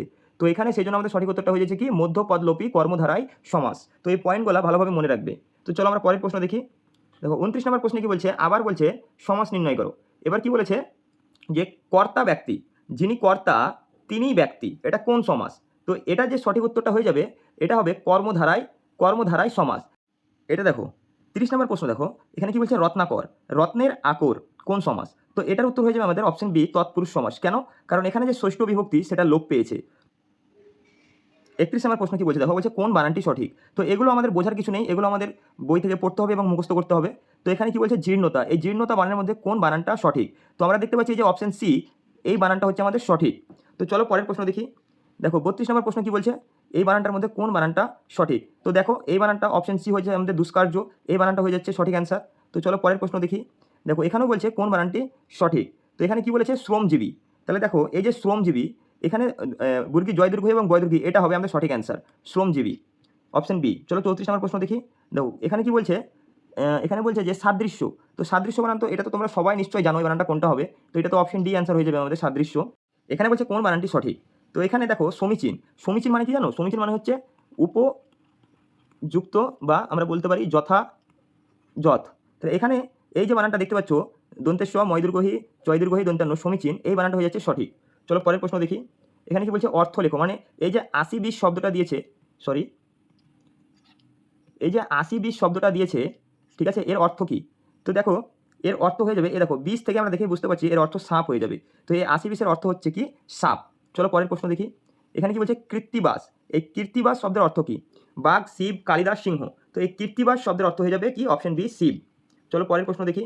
দেখো 38 নম্বর প্রশ্নে বলছে কি, বসুন্ধরা। তো এই বসুন্ধরা তো এটা সবাই জানো, এটা তো এটা তোমরা কমেন্টে বলবে, ঠিক আছে, এটার উত্তরটা কি হবে এটা তোমরা অবশ্যই কমেন্টে বলো, এটা একদম ইজি এটা। চলো পরেরটা দেখি। দেখো কি বলছে, জলদ। তো জলদ মানে কি হবে? অপশন এ কি দিয়েছে, আকাশ, নদী, জল, মেঘ। তো জলদ মানে হয়ে যাবে মেঘ, অপশন ডি হয়ে যাবে সঠিক উত্তর। চলো পরের প্রশ্ন দেখি। দেখো তটিনী, এই তটিনীর অর্থ কি তাই বলছে। তাহলে তটিনী মানে তো আমরা সবাই জানি কি, নদী, তটিনী মানে নদী। চলো পরের প্রশ্ন দেখি। এখানে বলছে বাক্য সংকোচন করো, অর্থাৎ এই বাক্যটা আমাদেরকে, এই যে বাক্যটা দিয়েছে এটাকে আমাদের ছোট করে লিখতে হবে, মানে ছোট করতে হবে। তাহলে দেখো এখানে কি বলছে, উচ্চারণ করা যায় না যাহা, সেটাকে আমরা কি বলি, যা উচ্চারণ করা যায় না? দুরুচার্য, অনুচার্য বা উপরে কোনটি নয়, আমরা তো সবাই জানি অনুচার্য, যেটা উচ্চারণ করা যায় না, অপশন এ। চলো পরের প্রশ্ন দেখি। দেখো আবার বলেছে বাক্য সংকোচন করো, এটা কি দিয়েছে, ঋষির মত, ঋষির মত। তাহলে এটা যদি আমরা ছোট করে বলি কি বলবো, এটা আমরা বলবো ঋষি কল্প, অপশন সি। চলো পরের প্রশ্ন দেখি। দেখো এখানে কি বলছে, সেম একই, বাক্য সংকোচন করো, একমত হওয়ার ভাব। এই একমত হওয়ার ভাবকে আমরা যদি ছোট করে লিখি তাহলে কি লিখতে পারবো, আমরা লিখতে পারবো ঐকমত্য, এই যে অপশন সি ঐকমত্য, এটা আমরা লিখতে পারবো ঐকমত্য। চলো পরের প্রশ্ন দেখি। দেখো এখানে বলছে কোনো কিছুতেই যে ভীত নয়, কোনো কিছুতেই যে ভীত নয় তাকে কি বলে? তো এটা তো তোমরা পারবে সবাই, কারণ এটা খুবই সহজ। তো যে কোনো কিছুতে ভীত নয় তাকে আমরা কি বলি, অকুত ভয়, নির্ভয় বা কেউ বলো না, অকুত ভয় হবে সঠিক উত্তর। 45 নম্বর প্রশ্নে কি বলছে, দেখো বলছে বাক্য সংকোচন করো আগের মতোই। এখানে কি বলছে, অনুকরণ করা যায় না যাহা। তাহলে দেখো করণীয়, করণীয় মানে কি, করা যায়, তাহলে এটা কি হবে আমাদের উত্তর, এটা হবে না। এখানে কি বলছে, অনুকরণীয়, অনুকরণীয় মানে কি, অনুকরণ করা যায়, তাহলে এটাও হবে না। এখানে অপশন ডি কি বলছে, উপরের কোনোটি নয়, এটাও হবে না। দেখো অপশন সি হয়ে যাবে আমাদের সঠিক উত্তর। চলো পরের প্রশ্ন দেখি। দেখো পরের প্রশ্নে বলছে সন্ধি বিচ্ছেদ করো, ঢাকেশ্বরী, এই ঢাকেশ্বরী যেটা রয়েছে এই সন্ধি বিচ্ছেদ করতে হবে। তাহলে এই সন্ধি বিচ্ছেদ করলে কি হবে, দেখো এই সন্ধি যদি আমরা বিচ্ছেদ করি তাহলে হবে ঢাক যুক্ত ঈশ্বরী, এই যে অপশন বি, এটা হয়ে যাবে আমাদের সঠিক উত্তর। ঢাকা ঈশ্বরী হবে না, ঢাকেশ্বরীও হবে না, ঢাকেশ প্লাস শ্রীও হবে না, এই যে অপশন বি ঢাক যুক্ত ঈশ্বরী, এটা হয়ে যাবে আমাদের সঠিক উত্তর, এটা হচ্ছে স্বরসন্ধি। চলো পরের প্রশ্ন দেখি। দেখো পরের প্রশ্নে কি বলছে, এটাও সন্ধি বিচ্ছেদ করতে বলেছে। এটা বলছে জগবন্ধু, তো এই জগবন্ধু সন্ধি বিচ্ছেদ করলে কী হবে? জগৎ বন্ধু হয়ে যাবে, জগৎ যুক্ত বন্ধু, অপশন সি হয়ে যাবে আমাদের সঠিক উত্তর। চলো পরের প্রশ্ন দেখি। দেখো এখানে বলছে আন্না, এই আন্নার যদি আমরা সন্ধি বিচ্ছেদ করি তাহলে কী হবে? এটা হচ্ছে বিসর্গ সন্ধি, ঠিক আছে? এই যে অপশন বি বিসর্গ যুক্ত না, এটা হয়ে যাবে আমাদের সঠিক উত্তর আন্না। চলো পরের প্রশ্ন দেখি। দেখো এটা কি বলছে? আর্ধেক, তাই এই আর্ধেকের সন্ধি বিচ্ছেদ করতে বলেছে। তাহলে আর্ধেকের সন্ধি বিচ্ছেদ কী হবে? আধা যুক্ত এক হবে, তাহলে অপশন বি দেখো আধা যুক্ত এক, এটা হয়ে যাবে আমাদের সঠিক উত্তর। তো চলো পরের প্রশ্ন দেখি। দেখো এটা তো বলেছে সন্ধি বিচ্ছেদ করতে, এখানে কি বলছে? সরোবর, এই সরোবরের সন্ধি বিচ্ছেদ করলে কী হবে? এই সরোবরের যদি সন্ধি বিচ্ছেদ করি, এটাও দেখো এটা হচ্ছে বিসর্গ সন্ধি, ঠিক আছে? তো দেখো এখানে বিসর্গ আছে, তাহলে এই যে সরো আর এখানেও সরো, এখানেও বিসর্গ আছে, এটা আমাদের অ্যান্সার হবে না, এই সরো যুক্ত বর, এটা হয়ে যাবে আমাদের সঠিক অ্যান্সার, অপশন এ। তো বন্ধুরা এখন আমরা ম্যাথ প্রশ্নগুলো নিয়ে আলোচনা করব। যে 25টা ম্যাথ রয়েছে সেই 25টা ম্যাথের সমাধানগুলো ভালোভাবে বুঝে নেব। চলো, তো দেখো এখানে কি বলছে? একজন বাবা একা যে কাজ করতে পারেন, দুই ছেলে একসঙ্গে সেই কাজ একই সময়ে করতে পারে। তো এই লাইনটা পড়ে আমরা কি বুঝতে পারলাম? যে বাবার একটি কাজ করতে যে সময় লাগছে সেটা সমান দুই ছেলের যা সময় লাগে সেটা সমান, তাই বলছে, ঠিক আছে? এবার এখানে কি বলছে দেখো, এবার এখানে বলছে একজন ছেলে এক কাজটি 3 ঘন্টায় করে, অর্থাৎ যে প্রথম ছেলে ক ঘন্টায় কাজটি করে? 3 ঘন্টায়। আর কি বলছে? অন্যজন 6 ঘন্টায় সম্পন্ন করে, অর্থাৎ যে দ্বিতীয় ছেলে ক ঘন্টায় কাজটি করে? 6 ঘন্টায় কাজটি করে। এবার দেখো, এবার আমরা কি করব? এই যে 3 আর 6 এদের লসাগু করব, লসাগু করলে কত হবে? 3 আর 6 লসাগু হলে 6, এই 6 যেটা পেলাম এই 6টা হচ্ছে কি? টোটাল ওয়ার্ক, এই 6টা হচ্ছে টোটাল ওয়ার্ক। এবার আমরা দক্ষতা বার করব। আমরা যদি প্রথম ছেলের দক্ষতা বার করতে চাই, কীভাবে বার করব? এই 6কে যদি 3 দ্বারা ভাগ করি তাহলে কত হবে? 2, এই 2টা হচ্ছে এই প্রথম ছেলের দক্ষতা, আর এই 6কে 6 দ্বারা ভাগ করলে কত হবে? 1, তাহলে এই যে 1 পেলাম, এই 1টা হচ্ছে কি? এই দ্বিতীয় ছেলের দক্ষতা, অর্থাৎ প্রথম ছেলে 1 ঘন্টায় দেখো 2 ইউনিট কাজ করছে, আর যে দ্বিতীয় ছেলে সে 1 ঘন্টায় কত ইউনিট কাজ করছে? না, 1 ইউনিট কাজ করছে। তাহলে এরা দুজন মিলে, এই দুই ছেলে মিলে 1 ঘন্টায় কত ইউনিট কাজ করবে? 2 আর 3 ইউনিট কাজ করবে। তাহলে দেখো এই 6 ইউনিট, এই যে টোটাল কাজ, এই কাজটা করতে 2 ছেলের কত সময় লাগবে? 6/3, অর্থাৎ 2 ঘন্টা সময় লাগবে কাটাকাটি করলে, দেখো 2 ঘন্টা সময় লাগবে। এবার আমরা এখানে কার পেলাম? 2 ছেলের পেলাম, কিন্তু এখানে দেখো আমরা প্রথমেই যে প্রশ্নে বলে দিয়েছিল যে বাবার যা সময় লাগে 2 ছেলেরও ঠিক একই সময় লাগে, তাহলে আমাদের উত্তর কত হয়ে যাবে? 2 ঘন্টা। দেখো অপশন বি হয়ে যাবে আমাদের সঠিক উত্তর। দেখো 52 নম্বর প্রশ্নটা কি বলছে দেখো, বলছে যে √27 + √18 √3 + √2 অপেক্ষা কত বেশি? তো এটা কীভাবে করবো? দেখো এই যে √27 এটাকে আমরা কীভাবে লিখতে পারি? এভাবে লিখতে পারি, √9 × 3, আর এই যে √18 এটাকে আমরা কীভাবে লিখতে পারি? এটাকে আমরা লিখতে পারি তো নাকি 9 × 2, দেখো দুটোই তো একই বোঝাচ্ছে। তাহলে এই যে আমরা √9 × 3 লিখলাম, এখান থেকে দেখো এখান থেকে কী হবে? এখান থেকে 3 বেরিয়ে আসবে, তাহলে কত হবে? 3√3 প্লাস এই যে এখানে 9 × 2 লিখলাম, এখান থেকেও 3 বেরিয়ে আসবে, তাহলে এখানে কত পাবো আমরা? 3√2। এবার এখান থেকে যদি আমরা এটা মাইনাস করে দিই তাহলে তো কত বেশি বোঝা যাবে? এই √3 প্লাস √2, তাহলে দেখো এখানে কি আছে? এখানে 3√3, তাহলে এই 3√3 থেকে যদি একটা √3 মাইনাস করি তাহলে কত পড়ে থাকবে? 2√3 প্লাস এই যে 3√2 থেকে যদি আমরা একটা √2 বাদ দিই তাহলে কত পড়ে থাকবে? 2√2 পড়ে থাকবে। তাহলে এখান থেকে যদি আমরা 2 কমন নিয়ে নিই, তাহলে কি থাকছে? √3 প্লাস √2, তাহলে এটাই আমাদের সঠিক অ্যান্সার হয়ে যাচ্ছে। দেখো অপশন কোথায় আছে? এই অপশন বি, তাহলে অপশন বি হয়ে যাচ্ছে আমাদের সঠিক উত্তর। চলো পরের প্রশ্নে যাই। দেখো এখানে কি বলছে দেখো, এখানে 53 নম্বর প্রশ্ন বলছে একদিন সূর্যোদয়ের পর বিক্রম ও শৈলেশ একটি মাঠে একে অপরের বিপরীত দিকে মুখ করে দাঁড়িয়েছিল। বিক্রমের ছায়া ঠিক তার বাম দিকে পড়েছিল। শৈলেশ কোন দিকে মুখ করেছিল? তাহলে দেখো আমরা প্রথমে ম্যাপটা এঁকে নিই। এটা কোন দিক? এটা উত্তর, এটা দক্ষিণ, এটা কোন দিক? এটা পূর্ব, এটা পশ্চিম। এবার দেখো সূর্য কোন দিকে ওঠে? এখানে কি বলেছে? যে সূর্যোদয়ের কথা বলা হয়েছে, তাহলে সূর্য কোন দিকে ওঠে? সূর্য পূর্ব দিকে সূর্য ওঠে, তাই তো? পূর্ব দিকে ওঠে, সূর্য যদি পূর্ব দিকে ওঠে, এবার এখানে কি বলেছে? যে বিক্রম ও শৈলেশ একটি মাঠে একে অপরের বিপরীত দিকে মুখ করে দাঁড়িয়েছিল। বিক্রমের ছায়া ঠিক তার বাম দিকে পড়ছিল। তাহলে সূর্য যদি পূর্ব দিকে থাকে তাহলে ছায়া কোন দিকে পড়বে? ছায়া অবশ্য পশ্চিম দিকে পড়বে, এসব জায়গায় পশ্চিম দিকে পড়বে, ঠিক আছে? তাহলে এই পশ্চিম দিক কার বাদিক হচ্ছে? বিক্রমের ছায়া তার বাম দিকে, অর্থাৎ বিক্রম যদি এই দক্ষিণ দিকে মুখ করে দাঁড়ায়, বিক্রম দক্ষিণ দিকে যদি মুখ করে দাঁড়ায় তবে তো ছায়া বাম দিকে পড়বে, তাই তো।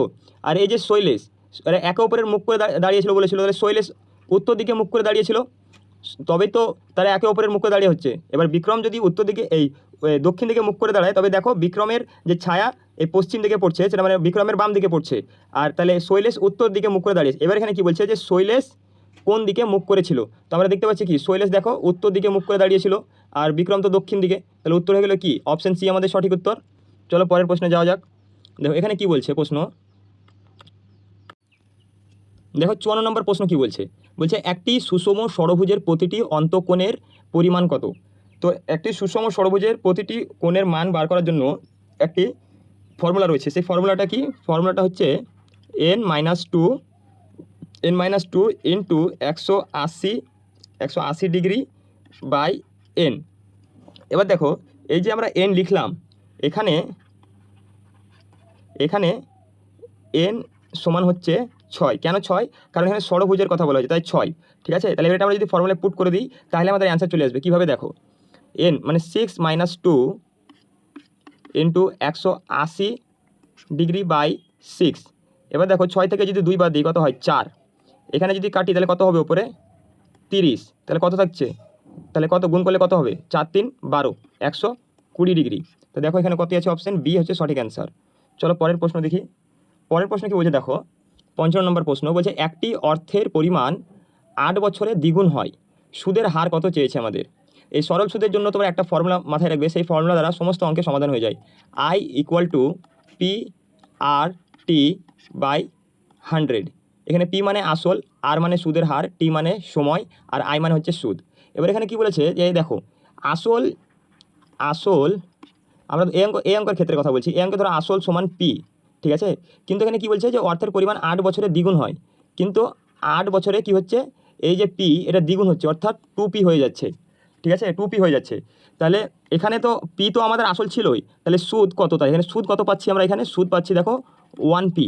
এখানে সুদ কত পাচ্ছি 1P পাচ্ছি, তো নাকি আসল তো ছিল P কিন্তু 8 বছরে 2P হয়েছে, তাহলে সুদ কত 1P। তোমরা যদি 2P থেকে আসলটা বাদ দিয়ে দাও তাহলেই তো তোমরা সুদ পেয়ে যাবে না, তাহলে কত পাবো 1P তো পাচ্ছি আমরা। তাহলে এবার আমরা যেটাকে ফর্মুলায় পুট করি তাহলে দেখো আমাদের অ্যান্সারটা বেরিয়ে আসবে। আই মানে কি বললাম আমি, সুদ বললাম, তাহলে সুদ কত 1P। তাহলে এখানে লিখো 1P = P সমান আমরা তো P ধরেছিলাম, তাহলে লিখলাম P।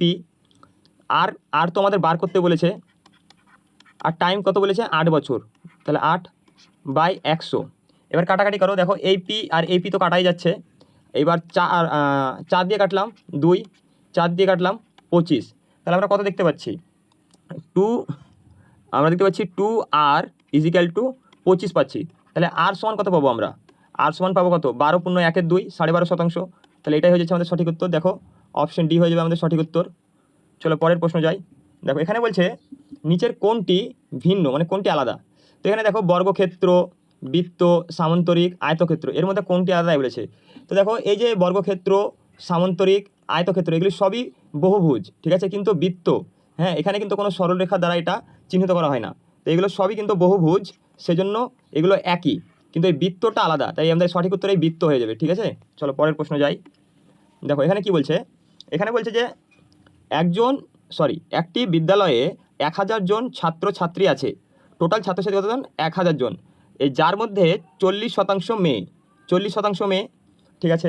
এবার কি বলছে প্রত্যেক ছেলের মাসিক ফি 400 টাকা তাই বলেছে, এবং প্রত্যেক মেয়ের ফি ছেলেদের তুলনায় 25% কম, তাহলে ছেলে ও মেয়েদের মোট মাসিক ফি কত, ছেলে ও মেয়েদের মোট মাসিক ফি জিজ্ঞেস করেছে। তাহলে দেখো ওটা কীভাবে করবো, দেখো মোট ছাত্রছাত্রী 1000 জন আছে, 1000 জন, তাহলে আমরা প্রথমে ছাত্রীর সংখ্যাটা বার করে নিই। তাহলে 40% কী বলেছে, 40% ছাত্রী বলেছে, তাহলে 40%-এর মানটা বার করে নিই, 100 লিখলাম, তাহলে 0 2 0 কাটা গেল, সমান কত পাচ্ছি 400। এই 400 জন রয়েছে কি ছাত্রী, ঠিক আছে, জি দিয়ে চিহ্নিত করলাম গার্লস। তাহলে আর বাকি তাহলে 600 জন কী হচ্ছে, তাহলে বাকি যে 600 জন রয়েছে এই 600 জন কী রয়েছে, বয়েজ রয়েছে, ছাত্র রয়েছে। এবার কি বলছে এখানে, এবার বলছে যে প্রত্যেক ছেলের মাসিক ফি 400 টাকা তাই বলছে, প্রত্যেক ছেলের মাসিক ফি 400 টাকা। তাহলে প্রত্যেক ছেলের মাসিক ফি যদি 400 টাকা হয় তাহলে এই 600 জন ছেলের মাসিক ফি কত হবে, তাহলে আমাদেরকে গুণ করে দিতে হবে। তাহলে আমরা যদি এখানে এই যে 600 জন পেলাম, এই 600 × 400 জন যদি গুণ করে দিই তাহলে টোটাল ছেলের মাসিক ফি পাওয়া যাবে কত, 4 6 24, কত পাচ্ছি 4 6 24 আর 4টে শূন্য এখানে বসে যাবে, তাহলে কত পেলাম 2,40,000। এবার এখানে কি বলছে দেখো, এবার তারপরে কি বলছে, প্রত্যেক মেয়ের ফি ছেলেদের তুলনায় 25% কম তাই বলেছে। তাহলে 25% কম বলেছে, অর্থাৎ এই যে 400 টাকা, এই 400 টাকার যদি আমরা 25% বাদ দিই তাহলে কত পড়ে থাকছে 75%। তাহলে এই 400 টাকার 75% আমরা যদি বার করি কত পাবো, এই দুটো শূন্য এই দুটো শূন্য কেটে গেল, চালে 4 5 20 শূন্য, হাত থাকে 2, 4 7 300 টাকা। তাহলে প্রত্যেক মেয়ের ফি কত পাচ্ছি আমরা, প্রত্যেক মেয়ের ফি পাচ্ছি 300 টাকা। তাহলে এই 400 জন যে গার্লস ছিল তার সঙ্গে এটাকে গুণ করে দিতে হবে, তাহলে আমরা ইন্টু 400 করলাম, তাহলে 3 4 12 আর 4টে শূন্য বসে গেল, তাহলে কত হলো 1,20,000।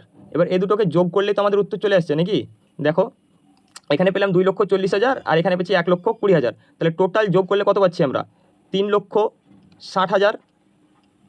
অপশান দেখো কোথায় আছে, দেখো অপশান বি 3,60,000। আশা করি তোমরা এই অঙ্কটা বুঝতে পেরেছো। তাহলে চলো এবার 18 নম্বর অঙ্কের সমাধানটি করে দেখে নেওয়া যাক। দেখো কি বলছে, 110 মিটার দীর্ঘ একটি ট্রেন 72 কিমি পার ঘন্টা বেগে চললে 130 মিটার দীর্ঘ একটি সেতু অতিক্রম করতে কত সময় লাগবে। তো আমাদের কি চেয়েছে, আমাদের চেয়েছে টাইম চেয়েছে, তাই তো টাইম বার করতে। টাইম সমান কি হয়, ডিস্টেন্স বাই স্পিড হয়, আর ডিস্টেন্স সমান কি হয়, স্পিড ইন্টু টাইম হয়, স্পিড ইন্টু টাইম হয়। তাহলে স্পিড সমান কি হবে, ডিস্টেন্স বাই টাইম হবে। এই তিনটে সূত্র মনে রাখবে, খুব কাজে আসে, ঠিক আছে। তো চলো এখন সমাধানটা করি। দেখো এখানে ডিস্টেন্স কত আছে, এখানে ডিস্টেন্স আছে 110 মিটার যেটা ট্রেনের দৈর্ঘ্য, আরেকটা আছে সেতুর দৈর্ঘ্য কত 130। তাহলে টোটাল ডিস্টেন্সটা কত এলো 240।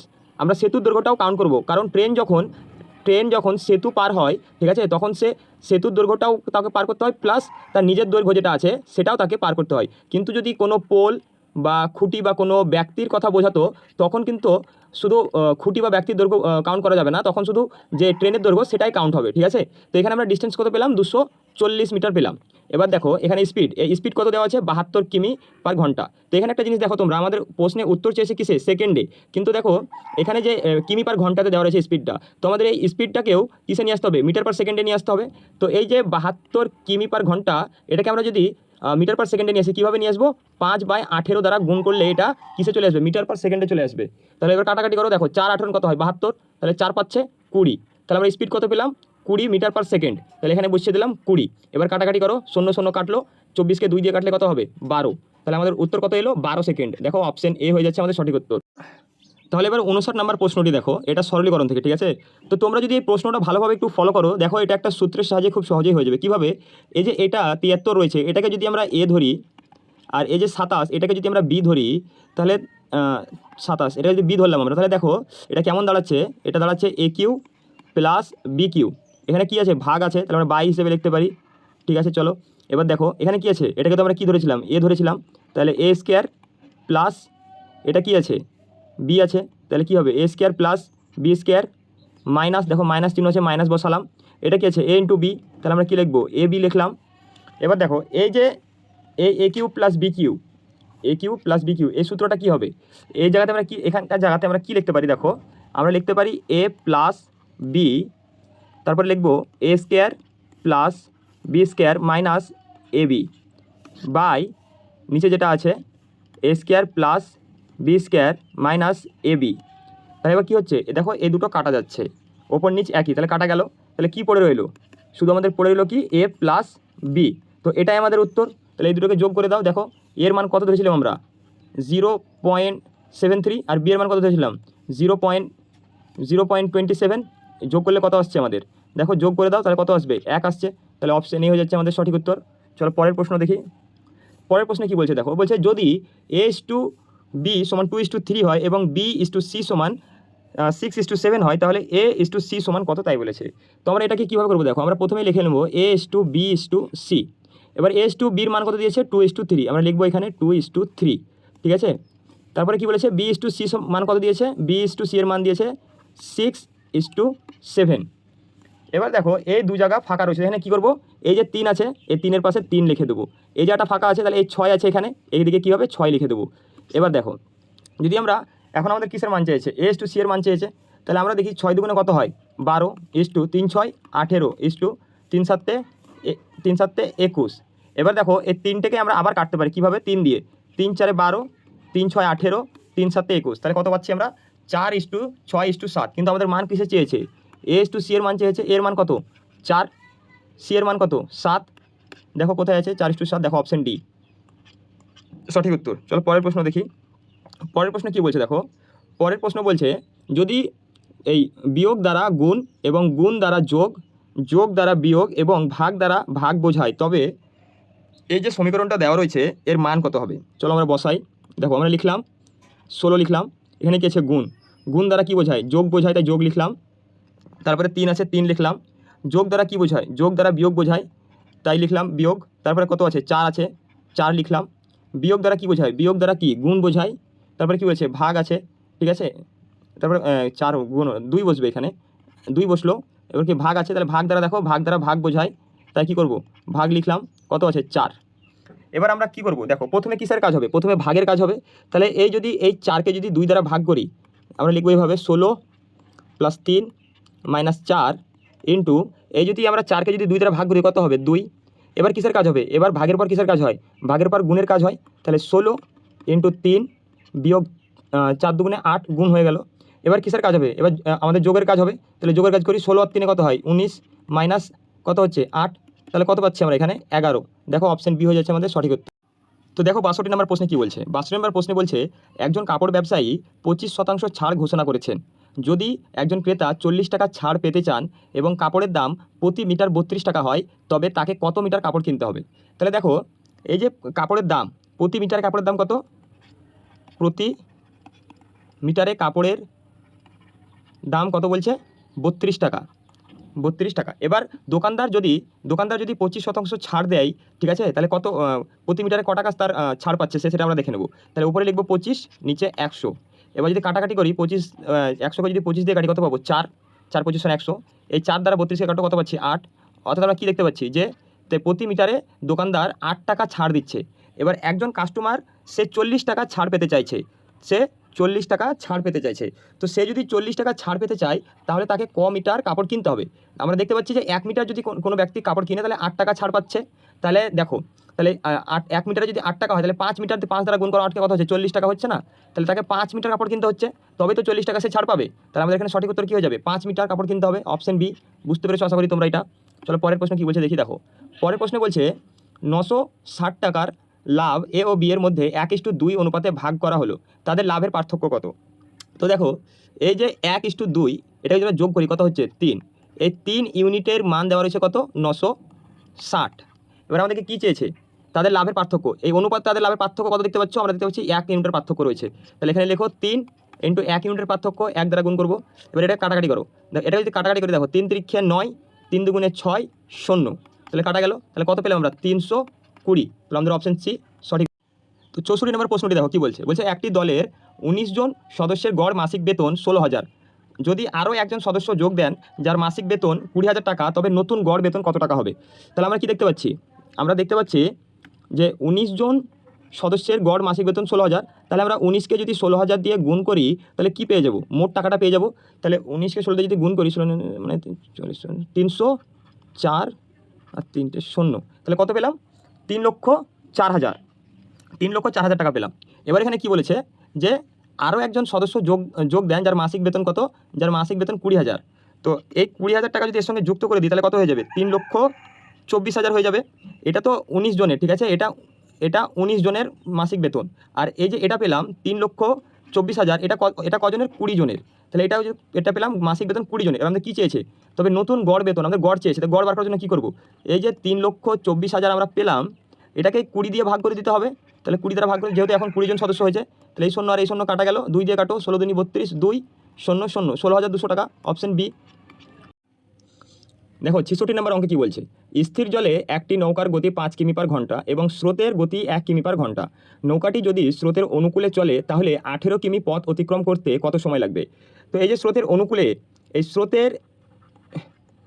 স্রোতের অনুকূলে বলতে বোঝায় এই ঢেউ যেদিকে যাচ্ছে, ঠিক আছে, এটা নৌকা ভেবে নাও। এই নৌকাও যদি ঢেউয়ের সাথে সাথে এদিকে যায় তাহলে এই দিকটাকে বলছে অনুকূল দিক। আর ধরো ঢেউটা এইভাবে যাচ্ছে কিন্তু নৌকাটা এদিক থেকে আসছে, ঠিক আছে, তখন এটাকে বলা হয় প্রতিকূল দিক। এটা হচ্ছে প্রতিকূল, এটা হচ্ছে প্রতিকূল দিক। তো এটা তোমরা তো সবাই জানো নিশ্চয়। এবার অনুকূলের যে বেগ বা স্পিড এটা কীভাবে কাউন্ট হয় বলো তো? এখানে নৌকার যেটা বেগ থাকে, নৌকার বেগ প্লাস স্রোতের বেগ কাউন্ট হয়, ঠিক আছে? দুটো যোগ করে অনুকূলের বেগ বেরিয়ে আসে। আর প্রতিকূলের বেগটা কীভাবে আসে? নৌকার বেগ মাইনাস স্রোতের বেগ, ঠিক আছে? তো এখানে দেখো, এখানে নৌকার বেগ কত, আমাদেরকে কী চেয়েছে? আমাদেরকে কিন্তু অনুকূলে চেয়েছে। অনুকূলে গেলে কত সময় লাগবে, টাইম চেয়েছে আমাদের। তো অনুকূলে নৌকার বেগ কত আছে দেখো, নৌকার বেগ আছে 5 আর স্রোতের বেগ কত আছে 1। তো আমরা কী করবো, যোগ করবো, কত এলো 6। তো আমরা এটা কী পেলাম, এই 6টা পেলাম স্পিড, ঠিক আছে? এবার টাইম সমান কী হয়, টাইম সমান হয় ডিস্টেন্স বাই স্পিড। তো এখানে ডিস্টেন্স কত দেওয়া রয়েছে দেখো, ডিস্টেন্স দেওয়া রয়েছে 18 কিমি। তাহলে আমরা কী করবো, এই 18 বাই কী লিখবো, 5 লিখবো। 18 বাই 5, সরি 18 বাই 5 কেন বলছি, 18 বাই 6 হবে। তো 5 1 + 6 হবে, হ্যাঁ 18 বাই 6। তাহলে দেখো 18 বাই 6 লিখলাম। এবার যদি কাটাকাটি করি তাহলে কত হচ্ছে 3, তাহলে 3 6 18, তাহলে কত পেলাম 3 ঘন্টা। দেখো অপশন বি হয়ে যাবে সঠিক উত্তর। এবার দেখো 67 নম্বর প্রশ্নটি কী বলছে, 8 15 28 53 ড্যাশ 199। তাহলে এই ব্ল্যাঙ্ক জায়গায় কত বসবে, 104 103 102 101। তো এটা কীভাবে হয়েছে দেখো, আমরা যদি 8 × 2 লিখি তাহলে কত আসছে 16, এখান থেকে -1 করলে কত আসবে 15। সেমভাবে এটা করো, 15 × 2 মাইনাস 15 × 2 সমান কত আসছে 30। তাহলে এবার এখান থেকে 2 মাইনাস করো, কত আসছে 28। দেখো এখানে 28 লিখেছে। আবার করো 28 × 2 সমান কত হয়, 28 দুগুণে কত হয় 56। এই 56 থেকে -3 করো, তাহলে কত আসবে দেখো 53। তাহলে এবার কী করতে হবে, 53 × 2, তাহলে কত আসছে, তাহলে 106। এবার এই 106 থেকে মাইনাস কত করব, 4 করব, তাহলে কত আসছে দেখো 102। দেখো কী হয়েছে, সবগুলো দিয়ে 2 দিয়ে গুণ হয়েছে এবং প্রথমে 1 মাইনাস, তারপরে 2 মাইনাস, তারপরে 3 মাইনাস, তারপরে 4 মাইনাস, এভাবে হয়েছে এটা। তাহলে 102 অপশন সি আমাদের সঠিক উত্তর। দেখো 68 নম্বর প্রশ্নে কী বলছে, যে এ একটি কাজ 12 দিনে এবং বি একই কাজ 15 দিনে করতে পারে। তাহলে তারা একসঙ্গে কাজটি 450 টাকার বিনিময়ে সম্পন্ন করে। তাহলে এর প্রাপ্য কত টাকা? তাহলে আমরা এখান থেকে বার করি, এ কত দিনে কাজটি করে 12 দিনে, বি কাজটি কত দিনে করে 15 দিনে। তাহলে টোটাল কাজটি কত পাবো, এদের লসাগু যদি করি কত আসছে, 12 আর 15 লসাগু কত হয় 60। তাহলে যদি আমরা এদের দক্ষতাটা বার করি দেখো, 5 12 কত হয় 60, 4 15 60। তাহলে কি এটা হচ্ছে এ দক্ষতা, এটা হচ্ছে বি এর দক্ষতা, অর্থাৎ এ করেছে 5 ইউনিট আর বি করেছে 4 ইউনিট কাজ। তো এখানে আমরা দেখতে পাচ্ছি তারা একসঙ্গে করে, তাহলে 5 আর 4 যোগ করলে কত হয় 9। তাহলে 9 ইউনিটের মান যদি 450 হয়, তাহলে আমাদেরকে কার প্রাপ্য মূল্য চেয়েছে, এর প্রাপ্য মূল্য চেয়েছে। তাহলে এর মান কত 5। তাহলে কী করবো আমরা, এখানে লিখবো 9 × 5, যার মান বার করছে গুণ দিলাম। তাহলে দেখো 9 দিয়ে যদি 45 কাটি কত হয়, 5 9 45, একটা শূন্য বসে গেল। তাহলে 5 5 কত হয় 25, তাহলে কত পাচ্ছি 250। এই 69 নম্বর অঙ্কটি দেখো, এটি করণীর অঙ্ক। কী বলছে, √8 - √4 - √2 এর মান কত? তো এই যে √8 এটাকে আমরা এভাবে লিখতে পারি 4 × 2, 4 × 2 হিসেবে লিখতে পারি। তাহলে দেখো এই যে √8টাকে আমরা এই √4 × 2 লিখলাম, এটা এখান থেকে এই যে 4 আছে, এই 4 থেকে কী বেরিয়ে আসবে, একটা 2 বেরিয়ে আসবে। তাহলে ভিতরে কী থাকবে 2 √2, এই মাইনাস চিহ্ন এখানে মাইনাস বসে গেল। এই √4 থেকে কী বেরিয়ে আসবে 2 বেরিয়ে আসবে, তাহলে মাইনাস, এখানে মাইনাস বসালাম, আর এই √2 বসে গেল। এবার তুমি যদি দেখো এই 2 √2 থেকে যদি একটা √2 বাদ দিই তাহলে কত থাকছে, শুধু √2 পড়ে থাকছে -2। তো দেখো এখানে আমাদের অ্যান্সার কত হয়ে যাচ্ছে, বি হয়ে যাচ্ছে আমাদের অ্যান্সার। দেখো এবার 70 নম্বর অঙ্কটি কী বলছে দেখো, এই অঙ্কটা তোমরা একটু যদি ভালো করে ফলো করো, এই অঙ্কটা একটা সূত্রের সাহায্যে খুব সহজেই হয়ে যাবে। তো সূত্রটা কি দেখো, এই 7.5কে আমরা এ ধরে নিলাম, ঠিক আছে, এ সমান 7.5, আর বি এর মান আমরা ধরে নিলাম এই 2.5। তাহলে এটাকে যদি আমরা সাজাই, যে এই যে 7.5 × 7.5 এটাকে যদি আমরা ভাবি a², ঠিক আছে, আর এই যে প্লাস লিখলাম, এই 37.5কে যদি আমরা লিখি 2ab প্লাস 2.5 × 2.5 কত হবে, এটা আমরা লিখলাম তাহলে b², ঠিক আছে। এটা কিসের ফর্মুলা বলো তো, এটা হচ্ছে a + b² ফর্মুলা। এবার তোমরা তো ভাববে যে এই 37.5 এটা আমরা 2ab কীভাবে লিখলাম, কারণ তুমি যদি 2 × 7.5 × 2.5 গুণ করো তাহলে তুমি দেখবে এখানে 37.5 এটাই আসবে, সেজন্য আমি এখানে 2ab লিখলাম। তাহলে এটা যখন আমরা পেয়ে গেলাম তাহলে আমরা কত লিখেছিলাম, তাহলে এখন দেখো 7.5 + 2.5 তার হোল²। তাহলে এটাকে তুমি এক কাজ করো, যদি যোগ করো তাহলে কত আসছে দেখো, 7 9 5 10, তাহলে 10-এর স্কোয়ার, তাহলে সমান কত হয় 100। দেখো অপশন এ হয়ে যাচ্ছে আমাদের সঠিক উত্তর। দেখো 71 নম্বর প্রশ্নে বলছে যে 28 এবং 42 সংখ্যার এলসিএম ও এইচসিএফের অনুপাত কত? তো চলো দেখে নেওয়া যাক এর অনুপাতটা কত হচ্ছে। আমরা লিখবো 28 আর 42। দেখো 2 দিয়ে যদি দিই তাহলে কত হবে, 14 দুনি 28, 21 দুনি 42। এবার কত দিয়ে যাবে, 7 দিয়ে যাবে, তাহলে 7 দুগুণে 14 আর 3 7 21। তাহলে আমরা এখান থেকে এলসিএমটা কত পাচ্ছি, দেখো 7 দুগুণে 14, 14 দুগুণে 28, তাহলে 28 × 3, 3 8 24, 4 হাত থাকছে কত 2, আর 3 দুগুণে 6 2 8 84 পাচ্ছি। তাহলে এইচসিএফটা কত পাচ্ছি, অর্থাৎ গসাগু মানে কি, গসাগু হচ্ছে আমরা শুধু এই দুটোই পাবো, ঠিক আছে, এগুলো ধরা যাবে না, এই 2 আর 3 ধরা যাবে না, শুধু এই দুটোই। তাহলে 7 দুগুণে 14। তাহলে এবার কী বলেছে, এলসিএম আর এইচএসএফের অনুপাত বার করতে বলেছে। তাহলে 84:14। তাহলে যদি আমরা এখন এটাকে 2 দিয়ে কাটি তাহলে কত হবে, 4, 2, 7। তাহলে কত হবে, 6:1। দেখো অপশন কোথায় আছে, অপশন এ হয়ে যাচ্ছে সঠিক উত্তর। চলো পরের প্রশ্ন দেখি। এখানে কি বলছে দেখো, এখানে বলছে যে একটি পরীক্ষায় রাজ মতির চেয়ে বেশি নম্বর পেয়েছে কিন্তু মিনার চেয়ে কম। মিনা গণেশ ও রূপালীর চেয়ে বেশি নাম্বার পেয়েছে। গণেশ মতির চেয়ে কম নাম্বার পেয়েছে, তবে সে সর্বনিম্ন নয়। তাহলে নম্বরের অবরোহ ক্রমে দ্বিতীয় স্থানে কে, তাই বলেছে।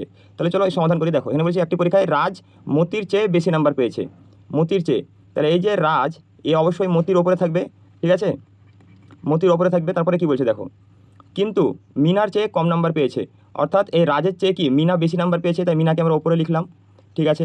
এবার কি বলছে দেখো, মিনা গণেশ ও রূপালীর চেয়ে বেশি নাম্বার পেয়েছে, অর্থাৎ গণেশ আর রূপালী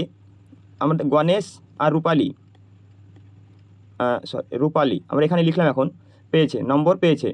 কিন্তু এবার এখানে কি বলছে পেয়েছে, বলছে গণেশ মতির চেয়ে কম নম্বর পেয়েছে। হ্যাঁ, গণেশ মতির চেয়ে, হ্যাঁ ঠিক আছে, ঠিক যাই বসেছি আমরা, মতির চেয়ে কম, নিচে আছে, কম নম্বর পেয়েছে, তবে সে সর্বনিম্ন নয়। হ্যাঁ ঠিক আছে, গণেশ সর্বনিম্ন নয়। তাহলে নম্বরের অবরোহ ক্রমে দ্বিতীয় স্থানে কে থাকবে। তাহলে দ্বিতীয় স্থানে কে রয়েছে, দ্বিতীয় স্থানে আর দিয়ে কে আছে আমাদের, দেখো রূপালী তো না, আর দিয়ে রয়েছে, কার নাম ছিল যে রাজ। তাহলে দ্বিতীয় স্থানে কে রয়েছে, অপশন সি রাজ। দেখো 73 নম্বর প্রশ্নে কি বলছে যে A B C D E O F এই 6 জনের মধ্যে 3টি বিবাহিত দম্পতি রয়েছে।